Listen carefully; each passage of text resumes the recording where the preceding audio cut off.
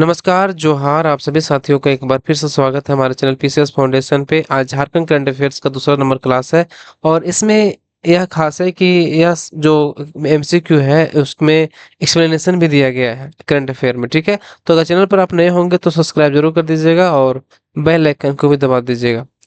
और किन्हीं को यह पीडीएफ चाहिए तो पीडीएफ प्राप्त करने के लिए हमारे टेलीग्राम चैनल को ज्वाइन कर लीजिएगा, वहां से आपको यह पीडीएफ मिल जाएगा। ठीक है, डिस्क्रिप्शन बॉक्स में लिंक दिया हुआ है, वहां से भी आप ज्वाइन कर सकते हैं।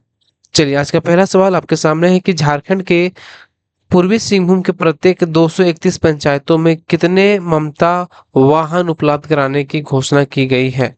बताइए कि झारखंड के पूर्वी सिंहभूम के प्रत्येक 231 पंचायत में कितने ममता वाहन उपलब्ध कराने की घोषणा की गई है।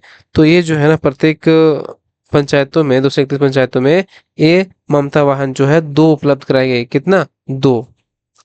स्वास्थ्य विभाग की ओर से पूर्वी सिंहभूम के सभी 231 पंचायतों में 2-2 ममता वाहन उपलब्ध होंगे। वर्तमान में 83 ममता वाहन संचालित हो रहे हैं, लेकिन इसे बढ़ाकर 462 करने की योजना है। ठीक है, चलिए। झारखंड राज्य पिछड़ा वर्ग आयोग के अध्यक्ष इस बार किसे बनाया जाएगा? तो बताइए किसे बनाया जाएगा। ये बनाया जाएगा पिछड़ा वर्ग आयोग के अध्यक्ष। ये बनाया जाएगा आपको किसका? ये बनाया जाएगा विधायक को। ये विधायक को बनाया जाएगा पिछड़ा वर्ग आयोग के अध्यक्ष। झारखंड राज्य पिछड़ा आयोग के वर्ग के अध्यक्ष इस बार किसी विधायक को बनाया जाएगा। इसके लिए नियमावली में कुछ संशोधन किया जा रहे हैं। अब तक आयोग के अध्यक्ष सेवानिवृत्त न्यायाधीश होते थे। आयोग के अध्यक्ष झामुमो के पिछड़े वर्ग से आने वाले विधायक जो है उसको बनाया जाएगा। अगला सवाल, नीति आयोग द्वारा जारी देश के अल्प विकसित 112 आकांक्षी जिलों की अप्रैल 2023 के डेल्टा रैंकिंग के अनुसार कौन सा जिला देश भर में पहले स्थान पर है? डेल्टा रैंकिंग में पूछा है, तो डेल्टा रैंकिंग के अनुसार जो है ना, ये जो है आपका ये पूर्वी कौन सा? पूर्वी सिंहभूम है। कौन सा है? पूर्वी सिंहभूम जो है ये पहले स्थान पर है 112 आकांक्षी जिलों में। नीति आयोग द्वारा जारी इस रैंकिंग में पूर्वी सिंहभूम देश भर के पहले स्थान पर है। पूर्वी सिंहभूम का कंपोजिट स्कोर मार्च 2023 में 58.3 था, जबकि 2023 के में यह बढ़कर जो है 60.4 हो गया। दूसरे स्थान पर बिहार का गया और तीसरे स्थान पर कौन है? जमुई जिला है। ठीक है, दूसरा स्थान पर कौन गया, तीसरा पर जमुई जिला। झारखंड के किस मंदिर को धार्मिक पर्यटन स्थल के तौर पर भारत के मानचित्र पर स्थापित किया जाएगा? धार्मिक पर्यटन स्थल के तौर पर भारत के मानचित्र पर स्थापित किया जाएगा, तो कौन सा मंदिर? तो ये जो मंदिर है आपका ना, ये आपका है हरिना मुक्तेश्वर धाम, जो पोटका में है। उसको मानचित्र पर धार्मिक पर्यटन स्थल के रूप में दर्शाया जाएगा। ठीक है, चलिए इसके बारे में देख लेते हैं थोड़ा सा। पोटका का प्रसिद्ध हरिना मंदिर जो हरिना मुक्तेश्वर धाम अब भारत के मानचित्र पर स्थापित होगा। इस मंदिर को राष्ट्रीय पहचान देने की पहल की गई और 28.10 हेक्टेयर भूमि पर हरिना को धार्मिक पर्यटन स्थल के तौर पर विकसित व बायोडायवर्सिटी पार्क निर्माण की आधारशिला 16 अप्रैल 2023 को रखी गई है। चलिए अगला सवाल। सवाल है कि बजट 2024-25 में कृषि क्षेत्र हेतु कितनी राशि आवंटित की गई है? किस क्षेत्र के लिए? तो कृषि क्षेत्र के लिए। तो कितनी राशि आवंटित किया गया है? तो ये जो राशि है आपका कितना है? ये 2453 करोड़। कितना है? 2453 करोड़ जो है ये राशि आवंटित की गई है। ठीक है, चलिए अगला सवाल को देखते हैं। इसमें थोड़ा सा देखिए कितना 2453 करोड़ की राशि आवंटित की गई है 2024-25 के बजट में। किसके लिए? एक कृषि क्षेत्र के लिए। झारखंड इलेक्ट्रॉनिक वाहन नीति 2022 के तहत कौन सी इलेक्ट्रिक वाहन खरीदने पर राज्य सरकार द्वारा अनुदान दिए जाने की घोषणा की है?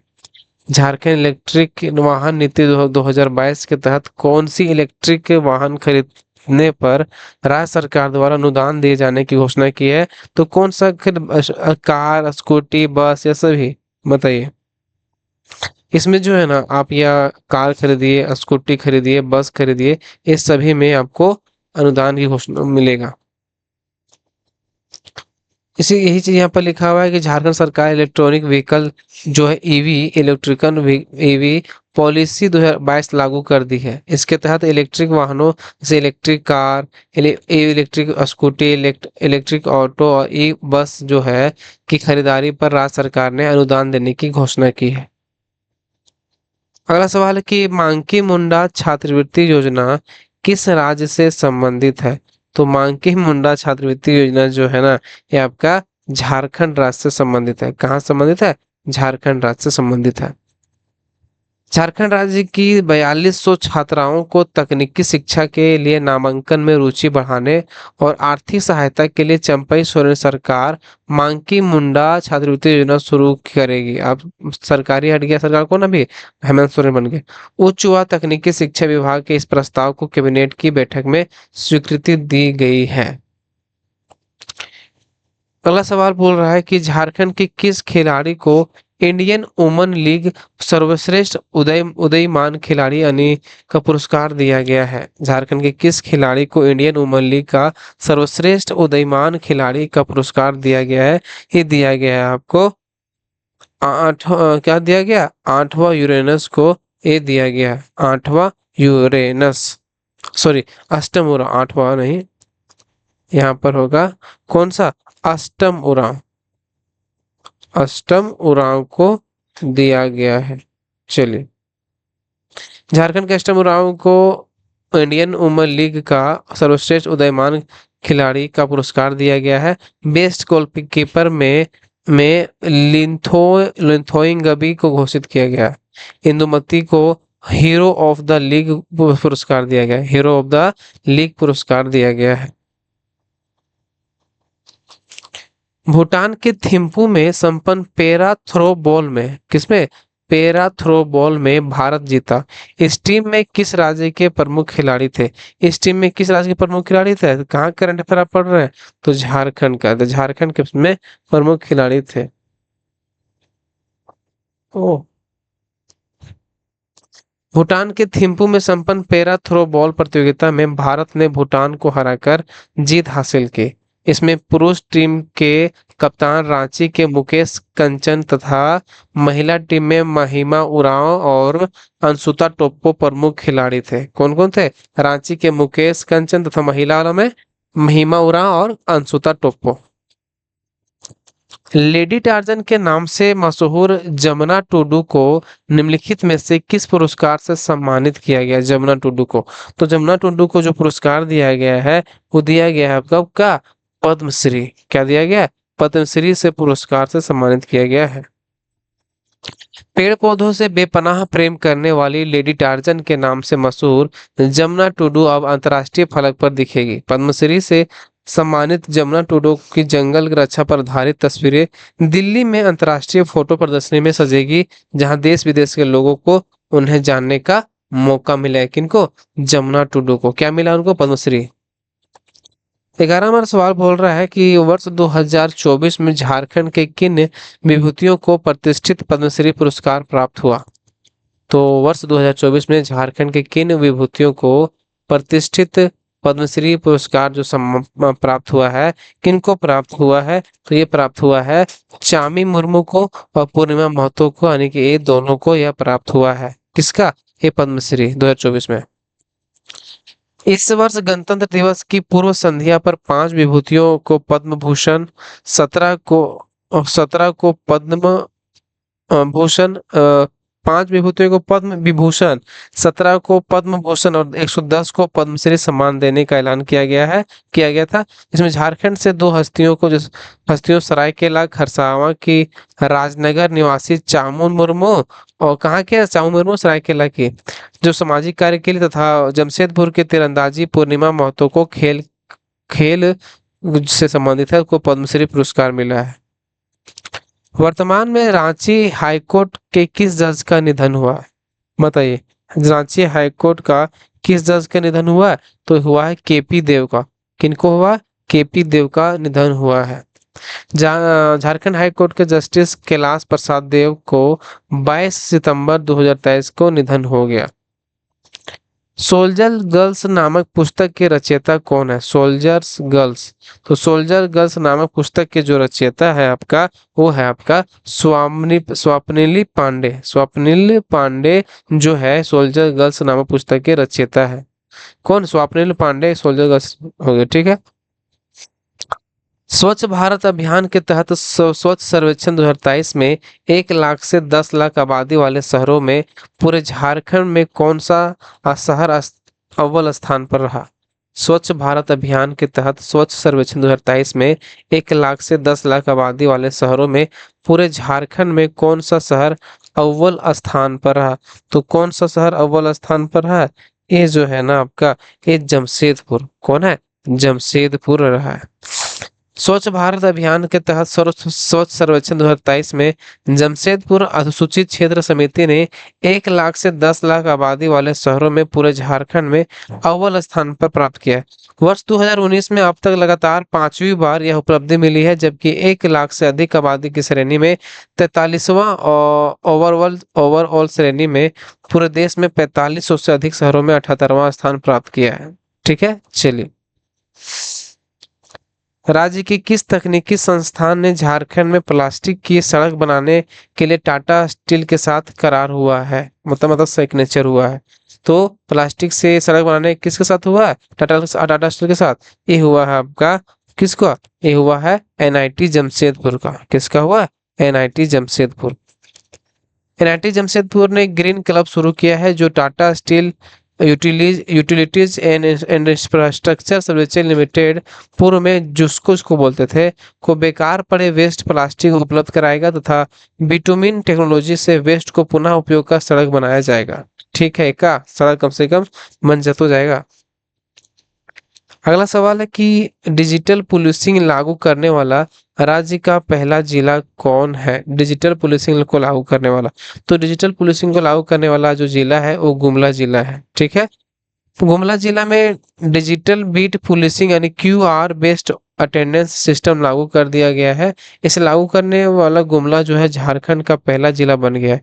इस सिस्टम की खासियत यह है कि अब पुलिसकर्मी यानी दरोगा या सिपाही अपने बीट में जाकर क्यूआर से अपनी उपस्थिति बनाएंगे। ठीक है, क्यूआर से अपनी उपस्थिति बनाएंगे। अगला सवाल, रिम्स रांची के नए निदेशक कौन बने हैं? तो रिम्स जो रांची के नए निदेशक बने हैं, ये बने हैं आपका डॉक्टर राजा। कौन बने? Doctor Raja. Sanjay Gandhi post graduate institute of medical sciences SPSGPGIMS Lucknow में न्यूरो सर्जरी के विभाग के HOD प्रोफेसर डॉक्टर राजकुमार रिम्स के नए अस्थायी निदेशक नियुक्त किया गया है। पूर्व मुख्यमंत्री हेमंत, अभी मतलब पूर्व नहीं होगा, अब यहाँ मुख्यमंत्री हेमंत सोरेन ने 12 जनवरी 2024 को इसकी स्वीकृति प्रदान की। कब किया? 12 जनवरी 2024 को। नई सौर ऊर्जा नीति 2022 में इनमें से कौन सी एजेंसी जमीन उपलब्ध कराने में सहयोगी की भूमिका निभाएगी?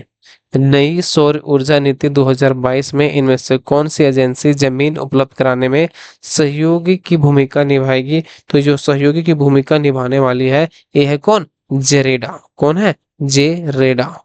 इस नीति के तहत निवेशक तथा निजी कंपनियों को सोलर पार्क बनाने, सोलर प्लांट लगाने, सोलर विलेज बनाने, सोलर सिटी बनाने, फ्लोटिंग सोलर पावर प्लांट लगाने एवं कैनल टॉप पावर प्लांट लगाने वालों में को जेरेडा यानी Jharkhand renewable energy development agency का फुल फॉर्म है कि जमीन उपलब्ध कराने में सहयोगी की भूमिका निभाएगी। ठीक है, चलिए। वीर गाथा परियोजना के तहत झारखंड को कितने पुरस्कार मिले? वीर गाथा परियोजना के तहत झारखंड को कितने पुरस्कार मिले? तो वीर गाथा परियोजना के तहत जो है ना, ये मिला है 5। कितने पुरस्कार मिले? 5 मिले। झारखंड को पेंटिंग के लिए 3 वर्ग में 5 पुरस्कार मिले हैं। कक्षा 6 से 8 वर्ग में अमन महतो और रौनक राज को मिला है। कक्षा 9-10 में वर्ग में प्रतिभा सेन, और एक कक्षा 11 और 12वां में वर्ग में हर्ष द्विवेदी और सुशांत कुमार को वीर गाथा पुरस्कार मिला है। विदित हो कि यह पुरस्कार विजेताओं को बहादुरी कार्य तथा उनकी कहानियों के विवरण को छात्रों के बीच प्रसारित करने तथा उनमें देशभक्ति की भावना को विकसित करने के उद्देश्य से 2021 में वीर गाथा परियोजना की शुरुआत हुई थी। तो वीर गाथा परियोजना शुरुआत कब हुआ था? 2021 में।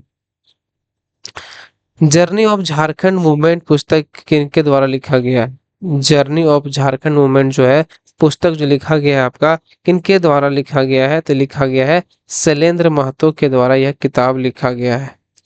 ठीक है, चलिए शैलेंद्र महतो द्वारा लिखा गया। अंग्रेजी अनुवाद जो है संतोष कीड़ो द्वारा किया गया। जो Jharkhand journey of Jharkhand movement जो है इसका अंग्रेजी अनुवाद जो है वो संतोष कीड़ो के द्वारा किया गया। झारखंड के कितने जिलों को नक्सल मुक्त घोषित किया जाएंगे? तो झारखंड के कितने जिलों को नक्सल मुक्त घोषित किया जाएंगे? ये किया जाएगा आपका 5 जिलों को। कितना? 5 जिलों को। झारखंड के 5 जिले जैसे कि धनबाद, दुमका, पूर्वी सिंहभूम, हजारीबाग, पलामू में अब नक्सलवाद से पूरी तरह मुक्त घोषित किए जाएंगे। वहीं गिरिडीह, गुमला, लातेहार, लोहरदगा, पश्चिमी सिंहभूम फिलहाल नक्सलवाद से प्रभावित जिलों में शामिल होंगे। भारत के किस राज्य को कुपोषण मुक्त राज्यों में शामिल करने की प्रस्ताव किया है? तो कुपोषण मुक्त राज्यों में कौन शामिल होने का प्रस्ताव पेश किया है? तो ये जो है ना आपका झारखंड, ये झारखंड ही है। झारखंड को देश के कुपोषण मुक्त अव्वल राज्यों की श्रेणी में शामिल किया जाएगा। इसके पोषण माह का आयोजन किया जा गया है। इसके तहत लाभार्थियों को पोषाहार उपलब्ध कराया जाएगा। ठीक है, मतलब आपको खाना में अच्छा अच्छा पोषक तत्व मिलेंगे। झारखंड के तैराक राणा प्रताप ने Khelo India youth games 200 metre breaststroke event में कौन सा पदक प्राप्त किया? बताइए राणा प्रताप ने। तो 200 मीटर ब्रेस्ट स्ट्रोक इवेंट में ये जो पदक प्राप्त किए हैं वो कौन सा पदक है? ये पदक है आपका रजत पदक। कौन सा पदक है? रजत पदक है। झारखंड के तैराक राणा प्रताप ने खेलो इंडिया यूथ गेम्स में 200 मीटर ब्रेस्ट स्ट्रोक इवेंट में रजत पदक प्राप्त किए हैं। तैराकी खेल में झारखंड के किसी खिलाड़ी के द्वारा जीता गया यह पहला पदक है। ठीक है, तैराक में। Femina miss India 2022 grand finale में शामिल किस प्रतियोगी को आदिवासी संगठन ने सम्मानित किया?